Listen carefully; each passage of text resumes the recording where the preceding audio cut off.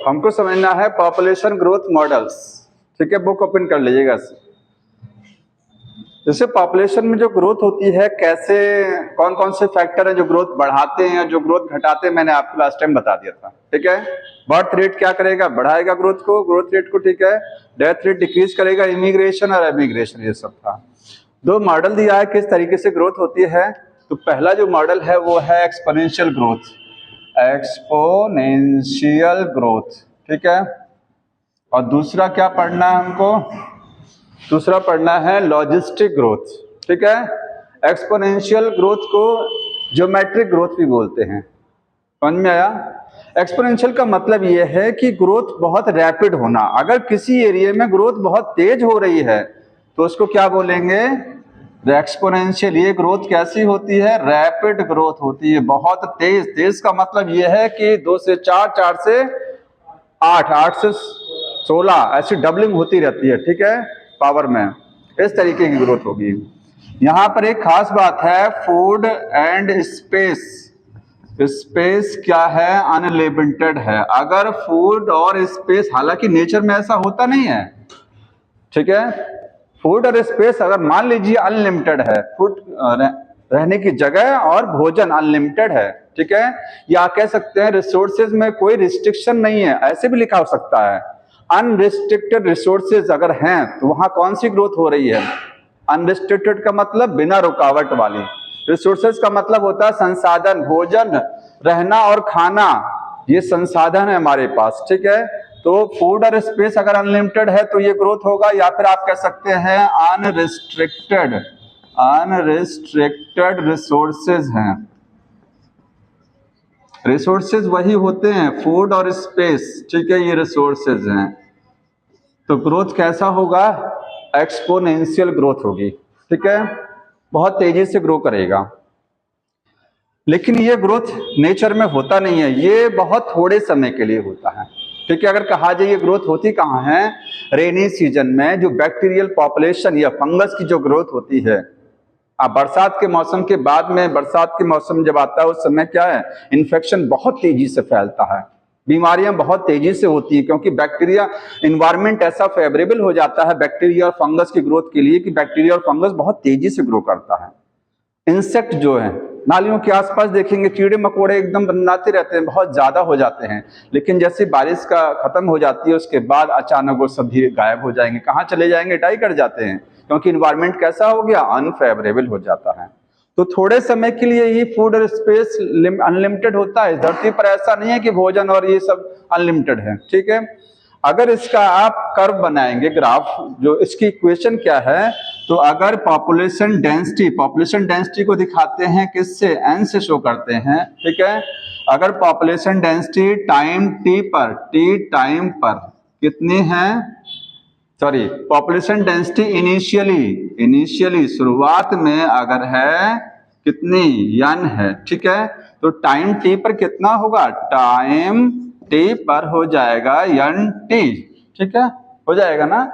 और इक्वेशन क्या बनेगी, nt इक्वल टू n और b माइनस के d। समझ में आया? ये आपकी इनिशियल, मान लीजिए शुरुआत में पॉपुलेशन 100 लोगों की है, कहीं पर 100 लोग रह रहे हैं, तो क्या वो 100 के 100 रहेंगे, नहीं, बढ़ भी सकते हैं। तो अगर फूड स्पेस बहुत ज्यादा लिमिटेड है, एकाध है, तो जनसंख्या बहुत तेजी से बढ़ेगी, तो उसमें होगा क्या, बर्थ तो बहुत ज्यादा होगा, जाहिर सी बात है। नए जीवों की उत्पत्ति क्या होगी, बहुत ज्यादा होगी। नया इंडिविजुअल बनेगा, पॉपुलेशन तेजी से ग्रो कर रही है, तो आप कहेंगे बर्थ रेट बहुत तेज चल रहा है। उसके कंपैरिजन में डेथ रेट बहुत कम है, मृत्यु दर बहुत कम होगी, लेकिन जन्म दर क्या हो जाएगी, बहुत ज्यादा, क्योंकि फूड बहुत ज्यादा है। ठीक है, ये एन है शुरुआती। तो जब इस एन में मल्टीप्लाई किससे करेंगे, b माइनस की d की जो वैल्यू आएगी उससे मल्टीप्लाई जब करेंगे तो टाइम t पर आपका आ जाएगा पॉपुलेशन डेंसिटी। जैसे मान लीजिए शुरुआत में 100 लोग हैं कहीं पर, ठीक है, और उस पॉपुलेशन में बर्थ कितना हुआ, 10 हुआ, डेथ कितना हुआ, 1 का हुआ। ठीक है, बर्थ रेट 10 मान लीजिए टाइम पर है, बचा 9 ना, इसकी वैल्यू कितनी बची, 9, और शुरुआत में 100, तो 9 से मल्टीप्लाई 900 आ जाएगा टाइम t पर पॉपुलेशन डेंसिटी। ठीक है, बढ़ जाएगी। इसी बी माइनस के डी को क्या बोलते हैं, आर, इसको बोलते हैं आर, ठीक है। B minus K D equal to क्या है, आर है, और आर यहां रखेंगे तो इसको ऐसे भी लिख सकते हैं R N, N T equal to R N. R क्या है, intrinsic rate of natural increase है, इसी को समझना है थोड़ा सा, ठीक है। जो आर है ये है intrinsic rate of natural increase. Population जो बढ़ रही है उसमें इंक्रीमेंट हो रहा कि नहीं हो रहा। जब फूड स्पेस अनलिमिटेड रहेगा पॉपुलेशन बहुत तेज बढ़ेगी, इंक्रीज करेगी, ठीक है, इंक्रीज होगा। इंट्रिंसिक रेट, इंट्रिंसिक का मतलब है जैसे पॉपुलेशन में जो ग्रोथ हो रही है वो पॉपुलेशन में खुद की वजह से हो रही है, समझ में आया। हर ऑर्गेनिज्म का जीव, कुछ ऑर्गेनिज्म होते हैं जिनमें जीव उत्पन्न करने की क्षमता बहुत ज्यादा होती है, कुछ में जीव उत्पन्न करने की क्षमता कम होती है। इसके लिए टर्म यूज किया जाता है बायोटिक पोटेंशियल। बायोटिक पोटेंशियल जानते हैं, इसको बोलते हैं रिप्रोडक्टिव पोटेंशियल, और डार्विन ने इसको रिप्रोडक्टिव फिटनेस बोला था टर्म। एक मैं टर्म लिख रहा हूं आर को समझाने के लिए। आर को कैसे डिफाइन करेंगे, आर क्या डिफाइन करता, नोट कर लीजिएगा। ये डिफाइन करता है, हालांकि बुक में तो लिखा गया है इसका मतलब intrinsic rate of natural increase, लेकिन इसको समझाने के लिए कि आर क्या है, ठीक है। आर का मतलब यहां से तो देखेंगे B minus K D equal to are आता है, ठीक, लेकिन आर क्या डिफाइन करता है, ये डिफाइन करता है बायोटिक पोटेंशियल, इसी को बोलते हैं रिप्रोडक्टिव पोटेंशियल, ठीक है, पोटेंशियल। और डार्विन ने इसके लिए टर्म यूज किया था रिप्रोडक्टिव फिटनेस। रिप्रोडक्टिव फिटनेस कहीं बढ़ा लीजिएगा, लिख लीजिएगा इस चीज को, ठीक है, अगर लिखा भी होगा लेकिन आप इस चीज को नोट कर लीजिएगा। डार्विन ने इसके लिए टर्म यूज किया था आर को, उन्होंने बोला था आर क्या है, रिप्रोडक्टिव फिटनेस है। ये शुरुआत की पहली दो लाइन में लिखा भी गया है, ठीक है, देखिएगा वहां पर। R is the biotic potential या reproductive potential according to the Darwin. Darwin के अकॉर्डिंग ये आर क्या है, डार्विन ने आर को बोला था रिप्रोडक्टिव फिटनेस। और ये सब क्या है, ये सब एक ही चीज है। अब बायोटिक पोटेंशियल जानते हैं क्या है, हर ऑर्गेनिज्म में जीव उत्पन्न करने की जो क्षमता, कितनी क्षमता है। अगर किसी ऑर्गेनिज्म का बायोटिक पोटेंशियल हाई है, इसका मतलब पॉपुलेशन डेंसिटी उस एरिया की बहुत ज्यादा होगी, क्योंकि उनमें जीवों के उत्पन्न करने की क्षमता बहुत ज्यादा है, और जिसमें कम है वो कम बच्चे बनाएगा, उसकी आर की वैल्यू कम है, तो आर वैल्यू जब घटेगा तो आर ही तो मल्टीप्लाई होता है इनिशियल पॉपुलेशन डेंसिटी में, तो आर की वैल्यू कम, तो फाइनल जो टाइम टी पर जब निकालेंगे तो उसकी वैल्यू भी क्या आएगी, कम ही आएगी, क्योंकि एन की वैल्यू तो फिक्स रहेगी ना, शुरुआत में जो पॉपुलेशन है वो तो फिक्स रहती है, फाइनल किस पर डिपेंड करता है, आर पर डिपेंड करेगा, ठीक है। आर कितना बढ़ रहा है, कितनी तेजी से, तो आर डिसाइड किससे होता है, बायोटिक पोटेंशियल से, कितनी क्षमता है, समझ में आया। तो यहां पर ये, अब इसके बाद बुक में टर्म लिखे, देखिए लिखा नॉर्वे रेट का आर का वैल्यू पढ़िएगा, लिखा होगा, ठीक है। नॉर्वे रेट में आर की वैल्यू कितनी है वहां अंडरलाइन कर लीजिएगा। आर में इक्वेशन में ये हो गया, एक चीज और, एक लाइन और अंडरलाइन करिएगा, ध्यान से लीजिए, जहां इक्वेशन लिखा हुआ है, इक्वेशन देख रहे हैं, उसके नीचे की तीसरी लाइन पढ़िए। आर जो है लिखा है, it is very important parameter for estimate the impact of the biotic and abiotic factor on the population growth. इसका मतलब समझ रहे हैं, जैसे किसी भी पॉपुलेशन में कितनी ग्रोथ होगी, ध्यान सुनिएगा, तीसरी लाइन का मतलब बता रहा हूं, किसी पॉपुलेशन में कितनी ग्रोथ होगी ये डिपेंड करता है बायोटिक और एबायोटिक दोनों फैक्टर पर डिपेंड करता है, ठीक है। आप इस लाइन को लिख लीजिएगा कि पॉपुलेशन डेंसिटी जो है वो डिपेंड करती है, डिपेंड ऑन बायोटिक पर भी डिपेंड करेगा एंड एबायोटिक फैक्टर्स पर भी डिपेंड करेगा, ठीक है। एबायोटिक तो आप जानते हैं इन्वायरमेंटल है, ठीक। अगर इन्वायरमेंट अच्छा नहीं है, इन्वायरमेंट बहुत गर्म है, बहुत ठंडा, विपरीत है, तो पॉपुलेशन डेंसिटी घट जाती है, जीव उत्पन्न, जो जीव में रिप्रोडक्शन क्षमता जो होती है वो कम हो जाती है। अरे भाई, फेवरेबल जब इन्वायरमेंट रहेगा तभी तो जो है जनसंख्या तेज रहेगी। जब इन्वायरमेंट अनफेवरेबल हो जाएगा, वातावरण, सोचिए खाना नहीं मिल रहा है, फूड कम है, भोजन कम है, भोजन की क्राइसिस है, वो भी तो एक इन्वायरमेंटल फैक्टर हुआ कि नहीं हुआ, तो आपका पॉपुलेशन डेंसिटी घटेगा ना, ठीक है, टेम्परेचर बहुत ज्यादा हो गया, जीव अपने का ही सहारा नहीं है, हम मतलब जो पर्सन है, जो जीव है, उसका खुद का सहारा नहीं है, तो क्या वो बच्चे बनाएगा जो खुद का उसका सहारा नहीं है? टेम्परेचर बहुत हाई हो जा रहा है, कम हो जा रहा है, ठीक। तो एबायोटिक समझ गए ना, एबायोटिक में फूड भी आएगा, ठीक है, टेम्परेचर, ये जितने वातावरण के फैक्टर है ये सब पॉपुलेशन डेंसिटी को प्रभावित करेंगे। बायोटिक में क्या आएगा? बायोटिक में बता सकते हैं, जहां बायोटिक में आप बुक में बढ़ाइएगा, बायोटिक में आएगा रिप्रोडक्टिव पोटेंशियल। अगर किसी जीव का रिप्रोडक्टिव पोटेंशियल, ये वाला जो अभी समझा रहे थे, बायोटिक पोटेंशियल हाई है, ये एक बायोटिक फैक्टर की नहीं है, ये जीव से संबंधित है, लिविंग सिस्टम से संबंधित जो फैक्टर होता है उसको बोलते हैं बायोटिक फैक्टर। ये बायोटिक पोटेंशियल किसी जीव से संबंधित है, ठीक है।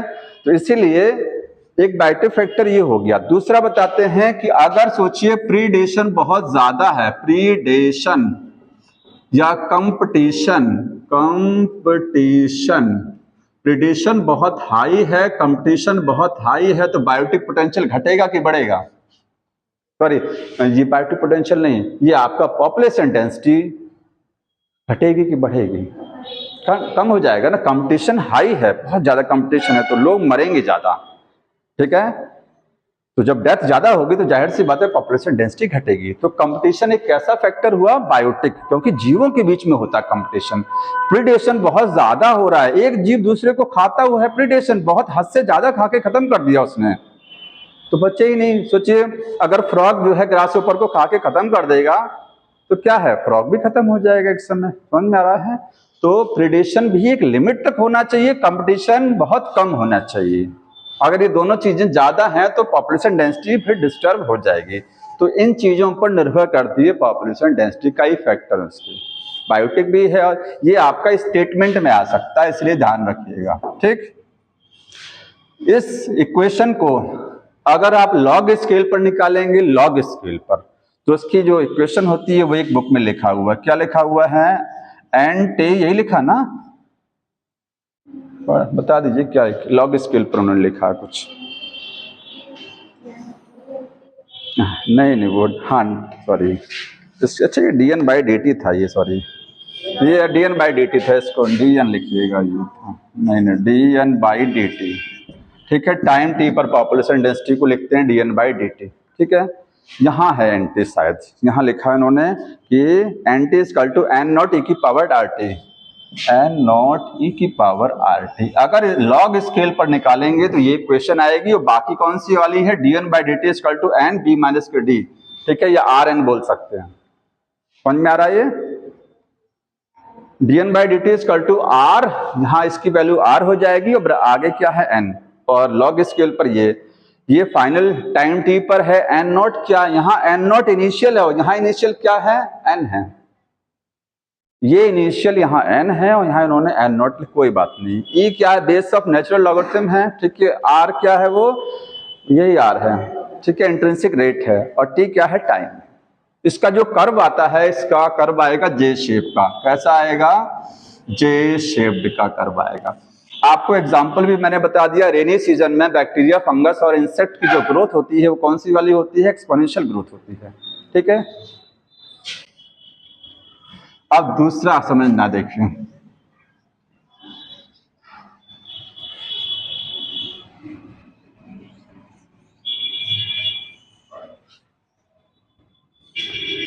ग्राफ इस तरीके से बना होगा, ये टाइम टी ले रहे हैं और इधर क्या ले रहे हैं? Population density. पॉपुलेशन डेंसिटी को एन से दिखा रहे हैं और ये कर्व देखिए इस तरीके से चल रहा है, ये देखिएगा, ठीक है।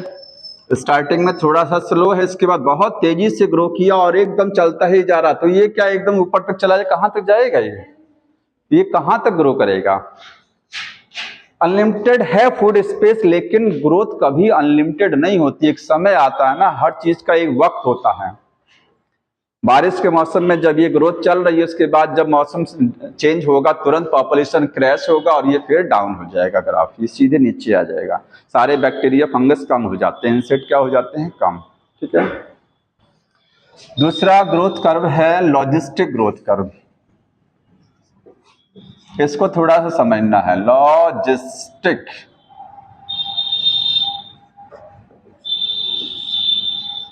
लॉजिस्टिक को रियलिस्टिक भी बोलते हैं। नेचर में या रियलिटी में वास्तविक रूप से यही ग्रोथ कर्व नेचर में बनता है। अगर देखा जाए नेचर में कौन सा ग्रोथ कर्व काम करता है पॉपुलेशन वाला, लॉजिस्टिक काम करता है, यही है रियलिस्टिक ग्रोथ कर्व है। ठीक है, एक साइंटिस्ट हैं वर्ल्ड, बड़ा अजीब नाम लिखा हुआ है, हल्स पर लॉजिस्टिक ग्रोथ कर्व पूरा बोलते हैं, देख लीजिएगा आप। ठीक है, इसके लिए जो पूरा नाम लिखा गया है वो Verhulst Pearl Pearls logistic growth curve पूरा है। ठीक है, इसको नेचुरलिस्टिक भी बोलते हैं, नेचुरलिस्टिक ग्रोथ कर्व, क्योंकि नेचर में यही ग्रोथ कर्व काम करता है, यही ग्रोथ कर्व है। अब नेचर में ऐसा नहीं होता, फूड और स्पेस अनलिमिटेड है। ठीक है, फूड और स्पेस क्या है, रिसोर्सेज लिमिटेड हैं। तो ये ग्रोथ कर्व कब काम करेगा, जब रिसोर्सेज क्या होंगे, रिसोर्सेज लिमिटेड होते हैं, लिमिटेड रिसोर्सेज। ठीक है, तब ये ग्रोथ कर्व काम करेगा। समझ में आया? अब स्टार्टिंग में देखिए, इस ग्रोथ कर्व में जो कर्व बनेगा वहां जे शेप बनता है और यहां बनता है सिग्मॉइड। इसको क्या बोलते हैं, सिग्मॉइड। ये आपको सिग्मॉइड कर्व है, सिग्मॉइड आपने ग्रोथ वाले चैप्टर में पढ़ा था। ये कैसा है, सिग्मॉइड कर्व बनेगा। सिग्मॉइड का मतलब एस शेप्ड में दिखाई देगा। इसकी शेप कैसी होगी, एस। ठीक, कितने स्टेप आएंगे, अगर डायग्राम आप देखेंगे तो ये देखिए, इधर टाइम टी है, इधर क्या है, पॉपुलेशन डेंसिटी एन। ठीक, इसमें आपको कर्व तो ऐसे नजर आएगा, देखिए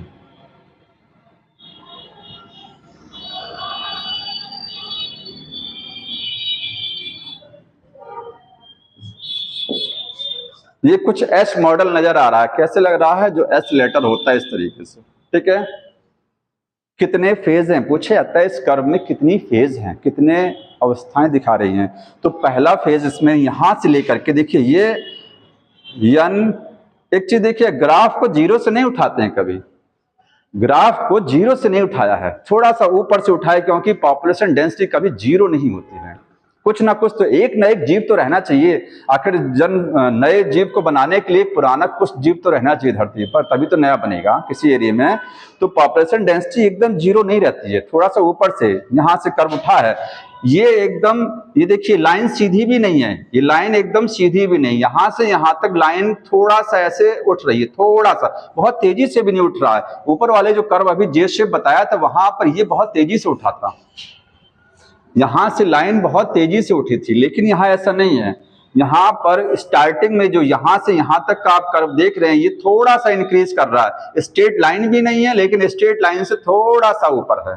इसी स्टेज को बोलते हैं लैग फेज।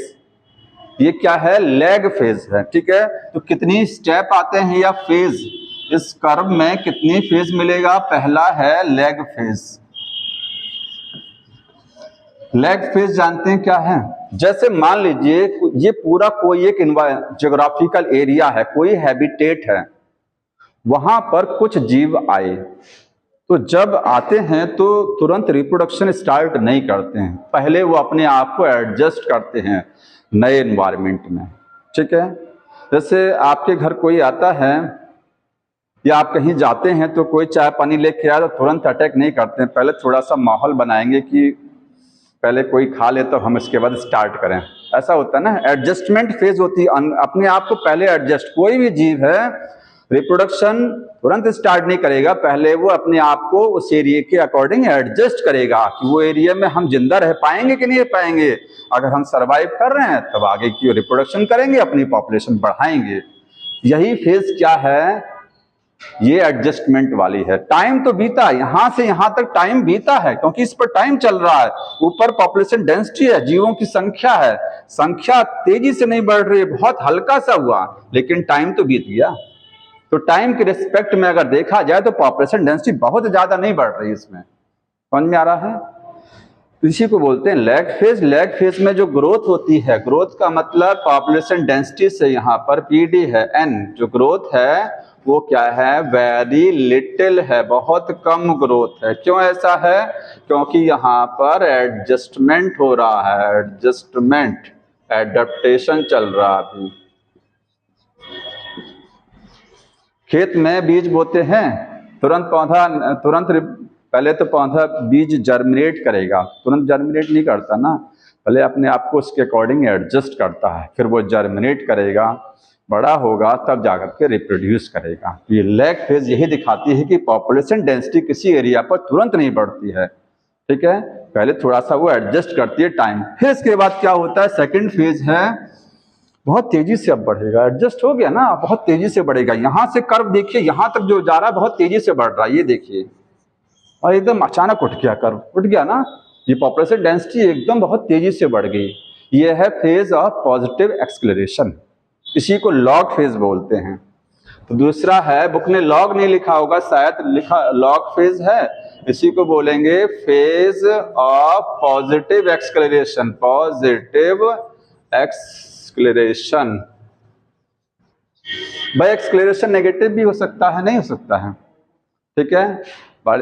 तो ये पॉजिटिव एक्सेलरेशन का मतलब पॉजिटिव डायरेक्शन में पॉपुलेशन बढ़ रही है बहुत तेजी से, और यहां से यहां तक कर्व देखिए, यहां से लेकर के यहां तक का जो आप देख रहे हैं ये डायग्राम, ये क्या है, अगर ये ए है तो ये बी है, और ये सी है, और ये डी है, तो ये ए मैंने बता दिया, ये वाला बी बता दिया, ये सी वाला है, इतना एरिया। ये है फेज ऑफ नेगेटिव एक्सेलरेशन, यहाँ ग्रोथ क्या हो रही है, कम हो रही है धीरे धीरे, क्योंकि इस धरती पर जनसंख्या एकदम इफराद नहीं बढ़ सकती है, एक सीमा होती है उसके बढ़ने तक। अगर किसी भी एरिया में जनसंख्या बढ़ रही है तो एक समय ऐसा आएगा खाना पीना कम पड़ने लगेगा और रहने का जगह कम पड़ जाएगा, फिर लोगों में मार हो जाएगा, ठीक है, लड़ाई होगा रहने के लिए, खाने के लिए, तो संख्या ऑटोमेटिकली, कुछ लोग तो मरेंगे ही ना, कुछ लोग तो चले जाएंगे, कमजोर वाले खत्म हो जाएंगे, जो तेज वाले हैं वो बचे रहेंगे, स्ट्रांग वाले। तो ये यहाँ संख्या घट रही है, पॉपुलेशन डेंसिटी अब ये धीरे धीरे क्या हो रही है, घट रही है, क्योंकि यहाँ कंपटीशन चल रहा है। ये फेज कंपटीशन को दिखा रही है, जो सी फेज है वो क्या दिखा रही है, कंपटीशन शो कर रही है, क्योंकि यहाँ पर फूड रिसोर्सेज में क्या हो रहा है, कमी आ रही है, ठीक। तो आप थर्ड लिखेंगे, थर्ड जो है फेज ऑफ नेगेटिव एक्सेलरेशन है, फेज ऑफ नेगेटिव एक्सेलरेशन है। यहीं पर हो रहा है कंपटीशन, रहने के लिए और खाने के लिए कंपटीशन होता है, तो संख्या क्या होती है, घटती है, और घट रही है, पॉपुलेशन डेंसिटी नेगेटिव डायरेक्शन में जा रही है, फिर घटते घटते फिर कांस्टेंट हो जाती है। देखिए ऐसा नहीं होता कि घट करके जीरो पे नहीं आएगा, ठीक है, पॉपुलेशन डेंसिटी घटी, 100 लोग थे, कंपटीशन हुआ, 80 लोग बचे, यहाँ थे कि यहाँ थे मान लीजिए 4-6 लोग, इतने तेजी से बढ़े कि 100 पहुंच गए यहाँ पर, 100 के बाद कंपटीशन हुआ, कुछ मर गए, उसमें से बचे 80, अब 80 के बाद अब नहीं बढ़ेगा, क्योंकि जितना खाना है उतने ही लोग भी हैं, खाना सफिशिएंट अब नहीं है, ठीक है। तो जो जन्म दर होगा ना, हम दो हमारे दो का जो सिस्टम होता है कि पॉपुलेशन अब तेजी से नहीं बढ़ेगी, ये कांस्टेंट वे में चलेगा, वो कांस्टेंट चल रहा है, ठीक है। तो चौथा स्टेज है, बुक ने लिखा एसिम्प्टोट, एसिम्प्टोट, ये वर्ड यूज किया इसके लिए, डी वाले के लिए। एसिम्प्टोट का मतलब होता है कांस्टेंट फेज, ठीक है, ये क्या है, कांस्टेंट है, इसको आप बोल सकते हैं एसिम्प्टोट का मतलब कांस्टेंट, और कांस्टेंट का मतलब पॉपुलेशन डेंसिटी क्या है, नॉट इंक्रीज, अब नहीं बढ़ेगा, रिमेन कांस्टेंट, वो कांस्टेंट हो गया, समझ में आया। लेकिन एक लाइन उन्होंने दूसरा लिखा है इसके लिए, एसिम्प्टोट को और दूसरे तरीके से समझाया, वो देखिए यहीं पर, अब यहीं पर बुक में थोड़ा समझने वाली चीज है। देखिए क्या आप कह सकते हैं कि पॉइंट, अच्छा पहले के समझ लीजिए थोड़ा सा, के क्या होता है, ठीक है, तब मैं एसिम्प्टोट को समझिएगा। के जो वर्ड लिखा है उस के का मीनिंग देखिए, के क्या है, अगर इस यहाँ मैक्सिमम हो गया है, सोचिए यहाँ 80 लोग हैं पॉपुलेशन में, 80 से ऊपर नहीं बढ़ सकते हैं अब, ठीक है, वही 80 क्या है, इस एक्सिस, इस वाली एक्सिस पर जब आप इसको मिलाएंगे तो ये 80 यहाँ दिखा रहा है, मैं 80 मैंने लिखा, 80 यहाँ है, लेकिन एक्चुअली 80 कहाँ है, इस लाइन पर, पॉपुलेशन डेंसिटी या जीवों की संख्या हमने इस लाइन पर लिया है, तो 80 वैल्यू ये है, वो तो यहाँ दिखा रहे हैं इस लाइन को यहाँ मिला करके। तो के क्या है, के मैक्सिमम है कि नहीं है, यहां से देखेंगे मैक्सिमम पॉपुलेशन डेंसिटी मैक्सिमम इस पॉइंट पर है, इस पॉइंट पर k जो है और n दोनों बराबर हो जाते हैं। ठीक है, तो k को समझिए, k क्या है। देखिए k का मीनिंग है carrying capacity. Carrying capacity, carrying capacity का मतलब रखने की क्षमता। अगर ये कमरा है और मैं बोलूं इस कमरे में कितने लोग रह सकते हैं, 100 लोग रह सकते हैं आराम से। भाई ट्रेन है ना, ट्रेन भर के जाती है, ट्रेन में जितनी सीटें हैं, अगर जितनी सीटें हैं उस हिसाब से लोग बैठे हैं, ठीक है, और उससे ज्यादा एक्सेस हो जाएंगे तो कैरिंग कैपेसिटी फेल हो गया। फिर कैरिंग कैपेसिटी वो होती है कि वो सीमा जहां तक इंडिविजुअल जीव आराम से किसी पॉपुलेशन में रह सकते हैं, बड़े आराम से रह सकते हैं, ठीक है, बिना कोई कंपटीशन करने। वो उसी लिमिट को ही क्या बोलते हैं कि मैक्सिमम लिमिट। तो के का मीनिंग लिखिएगा यहां पर, ये क्या है, मैक्सिमम नंबर ऑफ इंडिविजुअल है, number of individual that can B sustain. Sustain का मतलब रखना, ठीक है, या कीप लिख सकते हैं, that can be keep by a population in a habitat. किसी भी जगह पर कोई पॉपुलेशन में कितने लोग बड़े आराम से रह सकते हैं, उन्हीं लोगों की संख्या को क्या बोलते हैं कि ये प्लांट की संख्या भी हो सकती है, एनिमल की, ह्यूमन की भी संख्या हो सकती है। ठीक है, जैसे पार्टी में अगर 100 लोगों को बुलाया गया और 200 लोग पहुंच जाएं तो क्षमता कितने की है, 100 की है। ठीक है, 100 के हिसाब से तो खाना बना है, क्योंकि खाना और रहने की जगह तो लिमिटेड है, धरती पर नहीं है, वो तो बहुत ज्यादा नहीं है। तो के जो है मैक्सिमम क्या है, पॉपुलेशन डेंसिटी मैक्सिमम है, इससे ऊपर जो है नहीं निकल सकती है। तो एक लाइन को समझिएगा, देखिए जो बुक ने लिखा है कि ये जो डी वाला पॉइंट है, यहाँ पर पॉपुलेशन डेंसिटी क्या हो जाती है, कांस्टेंट हो जाती है ना, एसिम्प्टोट हो जाती है। एक लाइन लिखा है कि इस पॉइंट पर आते आते, इस पॉइंट पर, डी पॉइंट पर आते आते आपकी पॉपुलेशन डेंसिटी के लगभग बराबर हो जाती है, लगभग। ठीक है, एग्जैक्ट बराबर नहीं होती है। जैसे अगर 100 की क्षमता है पॉपुलेशन में, 100 लोग रह सकते हैं बड़े आराम से, तो n कितना पहुंच रहा है, 99 तक पहुंच सकता है, 100 भी पहुंच सकता है, बराबर भी हो सकता है और कम भी रह सकता है, नियर अबाउट इसके लेवल पर पहुंच रहा है। ये ग्राफ किसके लेवल पर, के, यहां से के ये लाइन है, और ये वाला ग्राफ नीचे से आ रहा है, इसने इस लाइन को टच कर दिया। इस लाइन को किसने टच किया, इस ग्राफ ने टच कर दिया, इस पॉइंट पर जाकर के, डी पॉइंट पर। ठीक है, तो के क्या है, के वो लिमिट है, मैक्सिमम लिमिट है, और एन ने उसको फुलफिल कर लिया, कंप्लीट कर लिया। एन बराबर हो जाता है के कहाँ, इस पॉइंट पर आकर के एन और के दोनों बराबर हो जाते हैं। समझ में आया।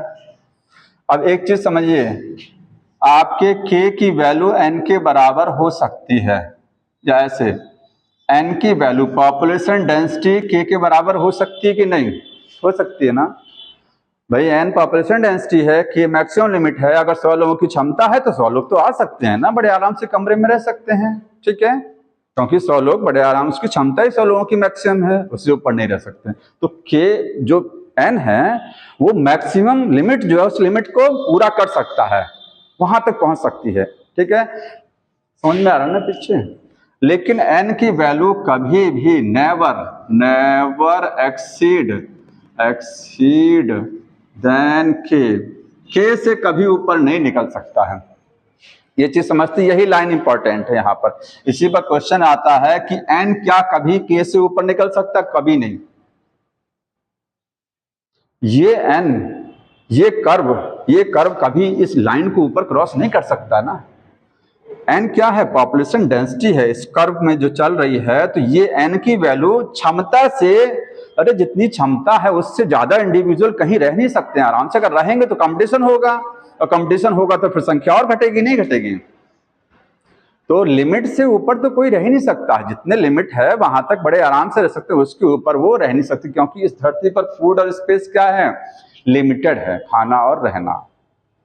तो किसी पॉपुलेशन की जो क्षमता है, जो के बोलते हैं, उससे ज्यादा इंडिविजुअल उसमें नहीं रह सकते हैं। नहीं तो फिर वो इकोसिस्टम डिस्टर्ब हो जाएगा, ठीक है, इम्बैलेंस हो जाएगा इकोसिस्टम ही। ये समझ में आया? तो ये किस पॉइंट पर NO के बराबर होता है? एसिम्पटोट जो वर्ड लिखा गया ना, एसिम्पटोट पे एरो लगाइएगा, वहीं लिखिएगा N इक्वल टू K, वहीं पर NO के बराबर है। देखिए जब NO के बराबर तो ये पॉपुलेशन क्या हो जाएगी? कांस्टेंट, यहीं पर हो जाएगा N इक्वल टू K, ठीक। और यहां पर क्या रहेगा बता सकते हैं? सी पॉइंट पर बताएंगे क्या रहेगा? N लेस देन K नहीं रहेगा? बताइए, मैं यहां लूं, यहां पर इस पॉइंट पर लें, इस पॉइंट पर कहीं पर भी लेंगे, आइए किसी पॉइंट पर आप इसको छोड़ करके जहां वो टच कर गई के से लाइन, के और जो ये वाला लाइन जहां टच करके उसको छोड़ दीजिए, यहां पर यहां कहीं पर भी लेंगे एन हमेशा कम रहेगा। किससे? के से, क्योंकि के तो मैक्सिमम है ना, ठीक है।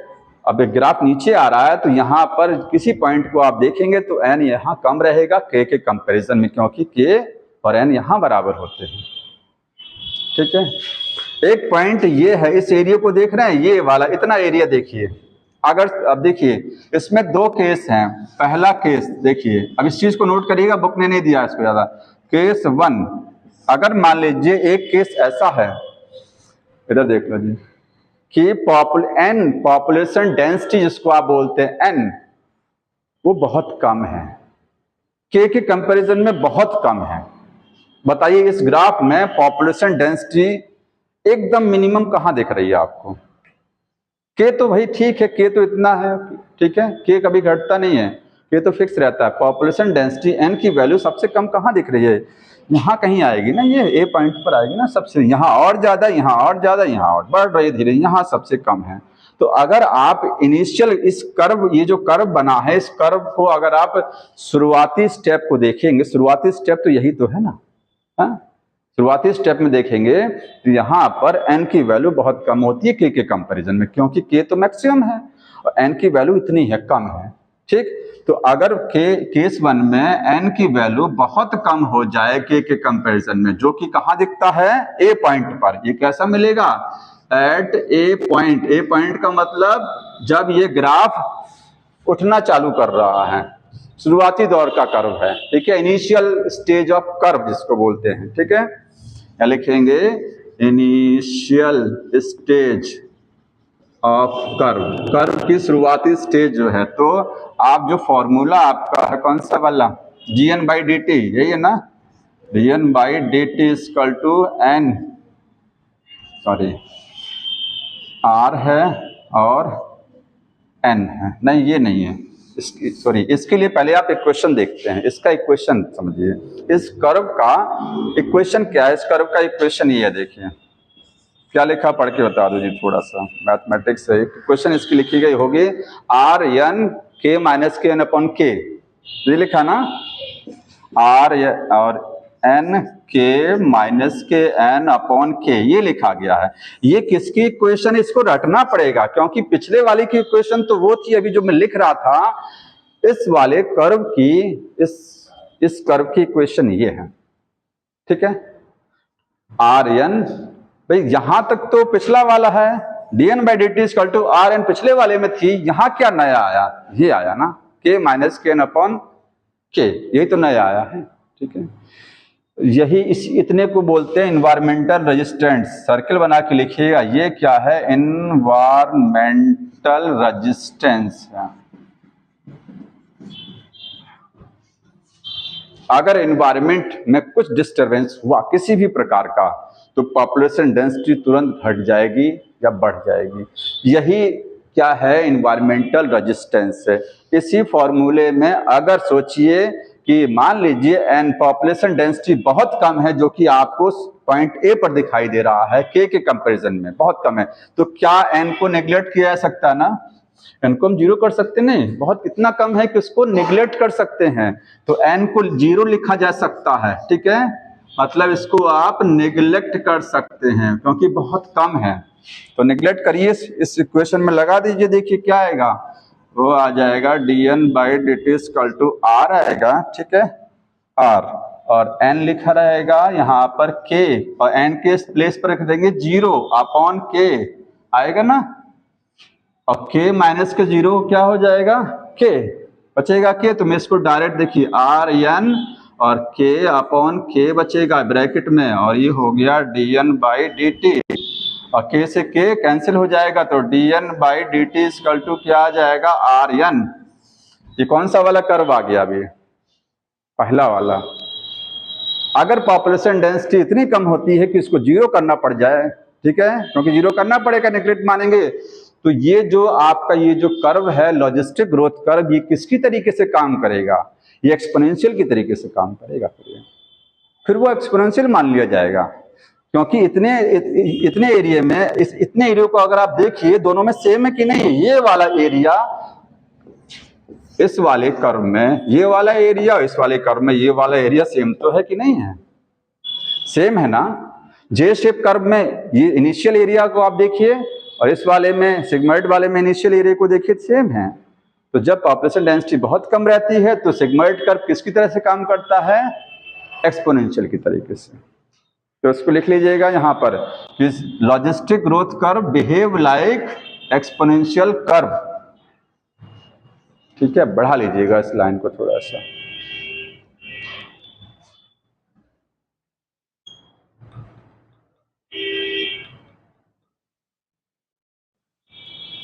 इस लाइन को बढ़ा लेना। सब बुक में नहीं दिया है कि अगर ज्यादा नहीं लिखना तो सीधे लिखेंगे if N is very less than K, ठीक है। तो लास्ट में आप इक्वेशन में ये जरूर लिखिएगा, और फिर लिखिएगा कि logistic growth curve behave like exponential curve, उसकी तरीके से बिहेव करेगा।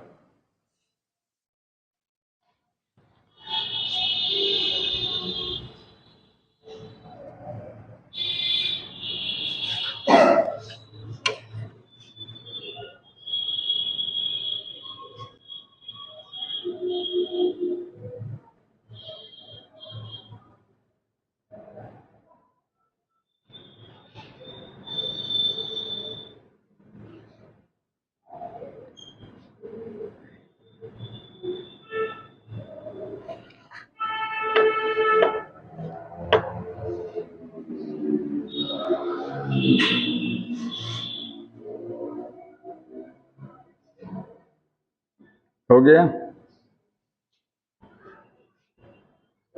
बताइए।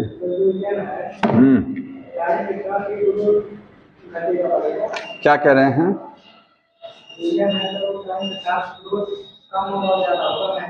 इस वाले कर्व की बात कर रहे हैं कि पिछले वाले कर्व में? इस वाले कर्व में कहाँ पर आप हैं वो देखा जाएगा, ठीक है। अगर आप यहाँ पर हैं, इस जगह पर आप देख रहे हैं, तो n की वैल्यू बढ़ रही है। यहाँ जब पहुंचेंगे तो n की वैल्यू घटेगी। आप ये कहना ना कि घटेगा और बढ़ेगा दोनों करेगा ना n की वैल्यू। जब कंपटीशन होगा या प्रीडेशन का प्रेशर बहुत ज्यादा होगा, बहुत ज्यादा खाने वाले लोग आ जाएंगे, तो जनसंख्या तो वैसे कम हो जाएगी, लाइन ज्यादा हो जाएंगे, डियर कम हो जाएंगे, नहीं हो जाएंगे, उनकी डेंसिटी घट जाएगी, सीधे दोनों हो जाएगा इसमें। यहां तक लिख लिया। अब दूसरा केस देख लीजिए, एक केस और बनता, देखिए यहां पर ऊपर में लिख रहा हूं, यहां पर केस 2 लिखिएगा। अगर n की वैल्यू k के बराबर हो जाए, ठीक है, n किसके बराबर हो जाए, k के। ये कहां दिखता है आपको, ये आपको इस ग्राफ में यहां दिख रहा है, पॉइंट D पर दिख रहा है। लिखिएगा किस पर है, D पॉइंट पर आ रहा है, एट D पॉइंट पर। ये आपको D पॉइंट पर दिखेगा, मतलब एसिम्प्टोट जहां पर आता है, कहां पर, एसिम्प्टोट वाली जो स्थिति यहां पर आती है ना, जहां कांस्टेंट कर्व हो जाता है, बैठ जाओ, जहां कर्व क्या हो जाएगा, कांस्टेंट, वहां पर n और क्या हो जाएंगे, के बराबर हो जाएंगे ना। कभी n के से ऊपर नहीं निकलेगा, ये बता दिया मैंने, ये चीज ध्यान रखना। तो जब बराबर हो जाएगा तो इस इक्वेशन में बराबर को सेट कर दीजिए, k माइनस के n होता है ना, तो k और n बराबर हैं, तो जब बराबर हैं तो उसको आप क्या लिख सकते हैं कि नहीं लिख सकते हैं, n को हम क्या लिख सकते हैं, k, क्योंकि n और k सब बराबर ही है, तो हमने n के प्लेस पर k कर दिया अपॉन k, और ये हो जाएगा आर एन, ये सब क्या हो जाएगा, ऊपर वाली वैल्यू 0, और 0 हो जाएगी, 0 अपन k आ जाएगा, k को डिवाइड करेंगे 0 में तो कितना हो जाएगा, ये वैल्यू भी 0, जब ये 0 तो ओवरऑल सब ये 0 आ जाएगा ना, समझ में आ रहा ना भाई। इसको डिवाइड करेंगे तो यहाँ इतनी वैल्यू 0, 0 को मल्टीप्लाई इसमें करेंगे 0, तो dn बाई dt इसका तो क्या आ गया, 0 का मतलब पॉपुलेशन डेंसिटी टाइम t के रिस्पेक्ट में अगर आप देख रहे हैं ना, dn बाई dt क्या होता है, population density at time t। वो 0 है तो किसी भी समय पॉपुलेशन डेंसिटी का रेट में कोई बढ़ोतरी नहीं हो रही है, रेट नहीं बढ़ रहा है, पॉपुलेशन डेंसिटी का रेट नहीं बढ़ रहा है, कांस्टेंट है। इसको आप बोल सकते हैं 0 का एक कांस्टेंट हो गया, कोई इंक्रीमेंट ही नहीं हो रहा है, कोई बढ़ोतरी हो ही नहीं रही है पॉपुलेशन डेंसिटी में। वो यहाँ पर आता है इस पॉइंट पर, अभी दिखाया था ना कि कांस्टेंट चलेगा ना, कांस्टेंट होगा ना, dn/dt 0 का मतलब कांस्टेंट हो गया। समझ में आ रहा है? तो ये 2 केस इसमें बनते हैं। अब एक उसमें स्टोरी लिखी गई है, स्टोरी सुन लीजिए, पिछले वाले कर्व से संबंधित है, किंग और मिनिस्टर वाली स्टोरी है, बुक में देखिए सब लोग लिखा है। पिछला वाला जो कर्व था उसी के नीचे इटैलिक्स में एक स्टोरी लिखी गई है। ये स्टोरी क्या समझा रही है जानते हैं? ये बता रही है कि हम कहते हैं कि इस धरती पर फूड और स्पेस लिमिटेड है, अनलिमिटेड नहीं है। फूड और स्पेस इस धरती पर अनलिमिटेड नहीं है, रिसोर्सेज लिमिटेड हैं। तो कर्व कौन सा काम करता है? ये वाला। तो कैसे आप समझेंगे कि अनलिमिटेड नहीं है, लिमिटेड है रिसोर्सेज? उस कहानी से समझ में आएगा। तो कहानी एक उसमें लिखी गई है कि एक कौन थे, किंग थे, राजा, और उनके मिनिस्टर थे, दोनों चेस खेलना चाहते थे। तो चेस खेलते समय इनमें एक शर्त लगी कि कौन जीतेगा। तो मिनिस्टर बोला, राजा बोला हम जीतेंगे, और मिनिस्टर बोला हम जीतेंगे, ठीक है। तो उसमें एक शर्त लगी, उसमें कहा कि जो जीतेगा, ठीक है, राजा जो क्या नाम था उसका, मिनिस्टर था, उसने कहा कि मेरी एक शर्त है कि अगर आप राजा से कहा अगर आप जीत गए तो मेरी एक शर्त को मानना पड़ेगा, बस और कुछ नहीं है, ठीक है। और शर्त क्या थी कि मुझे कुछ गेहूं के दाने मुझे देने पड़ेंगे आपको। वो राजा का ये कौन सी बड़ी बात है, गेहूं तो मांग रहा है, इतने मेरे इलाके में पता नहीं कितना अफराद गेहूं पड़ा हुआ है, पैसा तो मांग नहीं रहा है। तो ठीक है, चेस खेलने बैठ गए। राजा को बड़ा कॉन्फिडेंट था कि राजा तो जीत जाएगा, और सोचा हार भी जाएंगे तो गेहूं ही तो देना पड़ेगा हमको, थोड़ा सा गेहूं के दाने मांग रहा था, ठीक है। जब चेस चालू हुआ तो चेस में कितने स्क्वायर होते हैं? 64, 64 खाने होते हैं ना चेस में। तो जब चेस चालू हुआ तो दुर्भाग्य से राजा हार गया। फिर भी उसको कोई गम नहीं हुआ, वो सोचा अब कोई समस्या नहीं, हार गए तो क्या दिक्कत, अनाज ही तो देना पड़ रहा है। उसने एक कहा, लेकिन उसने एक चीज कहा था, शुरुआत में बताया था कि आपको हमको, उसने कहा कितना अनाज देना शुरुआत में ही। तो उसने कहा था शुरुआत में किसने, मंत्री ने, कि आपको जितने खाने हैं, आपके चेस में 64 खाने हैं, हर खाने पर आपको अनाज के गेहूं के दाने रखने हैं। गेहूं के दाने आपको चेस में जितने स्क्वायर हैं सब पर रखना। और रखना कैसे है, पहले पर आप 1 रखेंगे, दूसरे स्क्वायर पर आप 2 रखेंगे, तीसरे पर लिखेंगे 4, ठीक है। मतलब इसके 2 की पावर n के मल्टीपल में रखेंगे, 2 4 8 16 ऐसे रखते चले जाएंगे, 2 की पावर n, ठीक है। समझ में आ रहा ना? तो कहा कोई दिक्कत नहीं, इतनी मैथमेटिक्स तो आती नहीं थी उसको, राजा को, कहा कोई दिक्कत नहीं है, रख देंगे, कितना बड़ा स्क्वायर है ही है। तो जब सार्थ हार गया, जब इसके बाद जब राजा हार गया, जब अनाज रखने की बारी आई तो राजा उसको रखने लगा। पहले पर उसने 1 दाना रखा, दूसरे स्क्वायर पर 2, फिर तीसरे पर 4, फिर 8, और रखते रखते जब वो 32 खाने भर गए तो राजा को एहसास हुआ कि अब तो लग रहा कि मेरे साम्राज्य में, मेरे पूरे राज्य में जितना अनाज है वो सब मुझे इस पर रखना पड़ जाएगा, तब भी पूरा नहीं होगा स्क्वायर, ठीक है। मेरे पास जितना अनाज है, अगर मैं सारे अनाज को यहाँ रख दूं फिर भी ये स्क्वायर 64 स्क्वायर में भर नहीं पाऊंगा, क्योंकि 2 की पावर 64 की वैल्यू जानते हैं कितने हो जाएगी, 2 की पावर 64 रखना पड़ेगा गेहूं के दाने, पावर लगा लीजिए, ठीक है, मैथमेटिक्स से बहुत ज्यादा हो जाएगा, इतना अनाज भी नहीं था उसके पास में। तो इससे एक चीज ये सबक मिलता है कि फूड अनलिमिटेड नहीं है धरती पर। समझ में आया? यही वो इस कहानी से बताना चाह रहा था। एक और लिखा हुआ है कि जो पैरामीशियम होता है, पैरामीशियम की जो ग्रोथ होती है बहुत तेजी से होती है, बहुत तेजी से। तो 64 दिन में, उसमें 64 खाने थे, इसमें 64 दिन में क्या पैरामीशियम बहुत ज्यादा अफराद हो जाएगा? नहीं होगा ना। पैरामीशियम बाइनरी फिजन करता है, 1 से 2, 2 से 4 ऐसे चलता रहता है ना, जैसे अमीबा करता है। तो क्या यहाँ पर भी तो ऐसे ही था, 2 से 4, 4 से 8 हो रहा था।